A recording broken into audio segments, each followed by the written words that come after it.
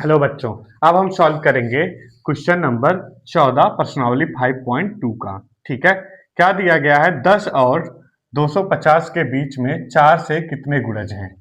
ठीक है। तो सबसे पहले हम 250 को 4 से गुणज कर लेते हैं। ठीक है। भाग कर लेते हैं। ठीक है। तो देखो 24 6 बार में, 1 0 8 आएगा 2 बार में।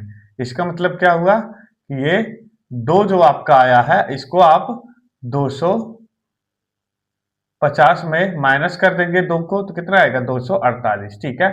तो इसका मतलब क्या हुआ कि 16 12 16 और 20 और अंतिम गुणज हमारा क्या है? 248। ठीक है। क्यों 248 हमने लिया? क्योंकि 248 में अगर आप 4 से भाग करते हैं तो, ठीक है, 6 चौक 24, 4 और 8, 4 दूनी 8। ठीक है। इससे इसका गुणज हो जाएगा। ठीक है। तो अब हम ज्ञात करेंगे। ठीक है। सबसे पहले हम लिखेंगे प्रथम पद। प्रथम पद हमारा क्या है? ये है। ठीक है। प्रथम पद हमारा ये है जो कि ए से माना जाता है। ठीक है। तो ए कितना है हमारा? 12। ठीक है। और सर्वांतर हम निकाल लेते हैं। ठीक है। सर्वांतर सर्वांतर हम कैसे निकालते हैं? 16 को अगर हम 12 में माइनस करेंगे, ठीक है, 16 माइनस 12 बराबर कितना होगा? 4। ठीक है। तो हमारा सर्वांतर 4 होगा, जो कि इसे हम d बराबर 4 लिखते हैं। ठीक है। और अंतिम पद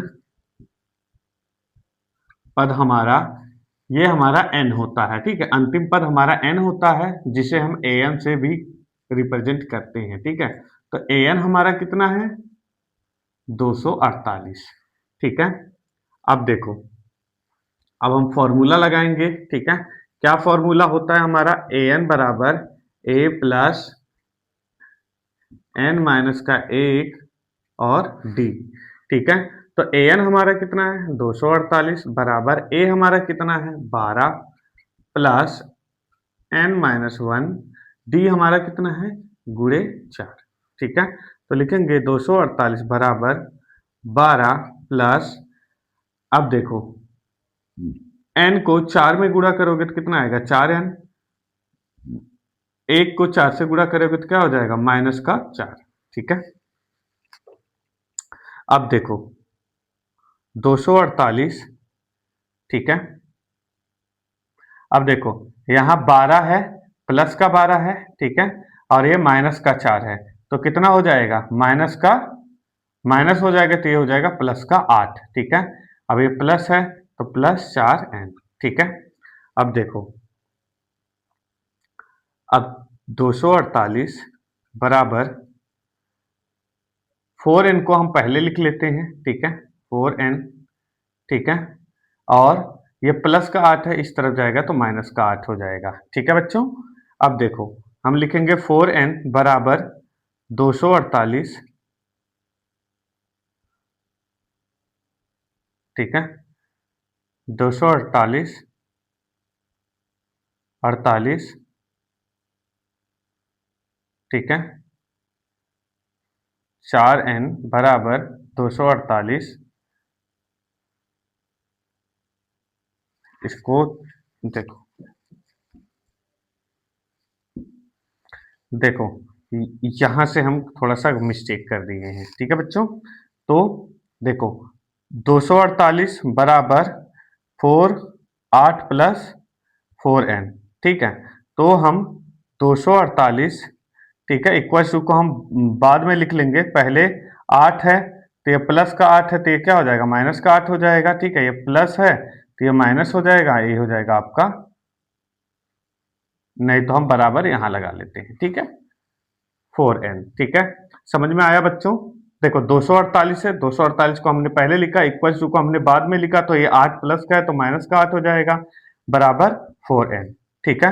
अब 248 में से आप 8 माइनस करोगे तो कितना बचेगा? 240 बराबर 4n। ठीक है।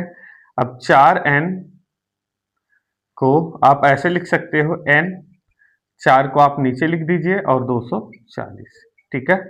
अब 240 को आप 4 से भाग करते हैं, 6 चौक 24, ठीक है। जीरो यहाँ लगा दीजिए, तो कितनी बार में गया, कटा 60 बार में, ठीक है। तो इसका मतलब क्या हुआ कि 10वां और 250 के